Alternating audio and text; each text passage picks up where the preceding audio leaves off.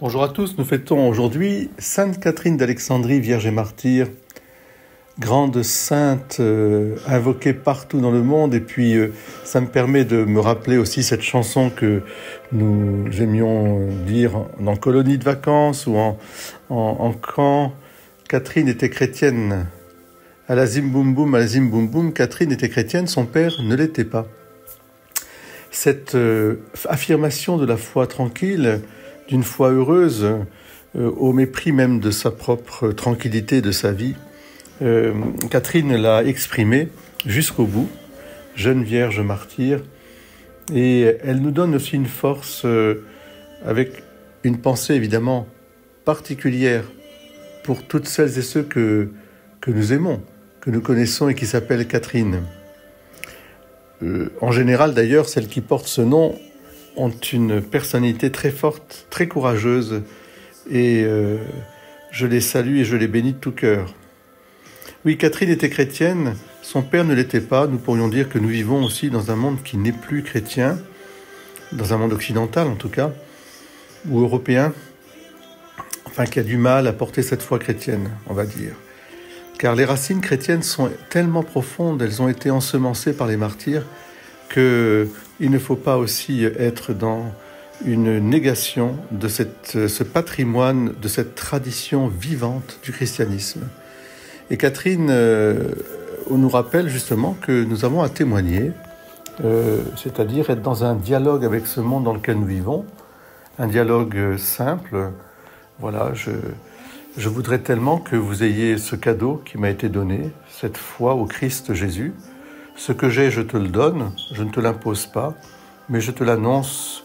Je suis une femme ou un homme heureux d'être chrétien, disciple du Christ, et j'essaye de suivre son chemin d'amour, de compassion, de miséricorde, car apprenez que je veux la miséricorde et non les sacrifices, et je ne suis pas venu appeler les justes, mais appeler des pécheurs, c'est-à-dire des personnes comme vous et moi, qui ont besoin d'être sauvés.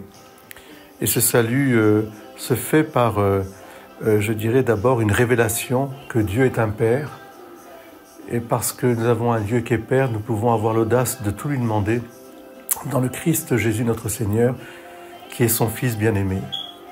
Et parce que Dieu est Père, il est source et fin de tout bien, et il nous donne tout ce qu'il a de meilleur, à commencer par son Fils qui nous sanctifie dans la puissance de l'Esprit Saint, qui est l'amour du Père et du Fils, répandu dans nos cœurs.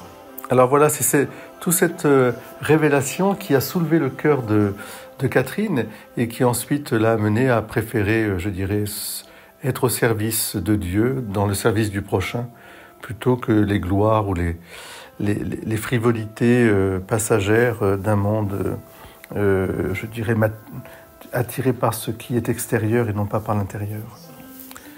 Alors nous aussi, nous allons en ce lundi ouvrir grand nos fenêtres, remercier le Seigneur pour la vie qu'il nous donne et témoigner que nous sommes des disciples heureux du Christ. Soyez des pères ou des mères heureuses, soyez des enfants heureux, soyez des chefs d'entreprise, des travailleurs heureux, soyez des mères. Et moi, que je sois un père, les mères de village, les mères de ville, heureux.